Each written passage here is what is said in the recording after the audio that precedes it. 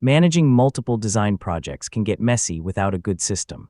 In this tutorial, I'll show you how to organize projects in Penpot in 2026.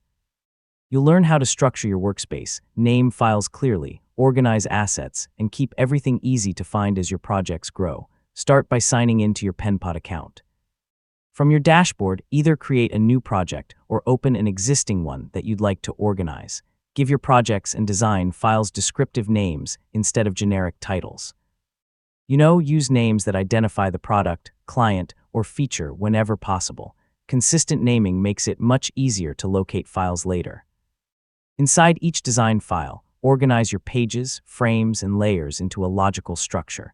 Group related elements together and rename important layers so they're easy to identify during editing.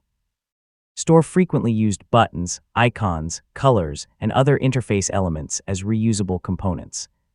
So keeping these assets organized helps you design faster and maintain consistency across multiple projects. As projects evolve, remove outdated drafts or archive designs you no longer need for active work.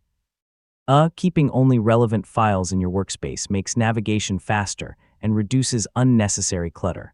Finally, take a few minutes every so often to review your workspace. Update file names, reorganize assets, and remove anything you no longer need. Small maintenance sessions can save you a lot of time on future projects, and that's it.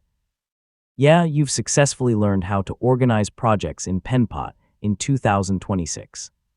A clean and organized workspace helps you stay productive, collaborate more effectively, and focus on creating great designs. If this guide helped you, don't forget to like the video, subscribe for more Penpot tutorials, and thanks so much for watching.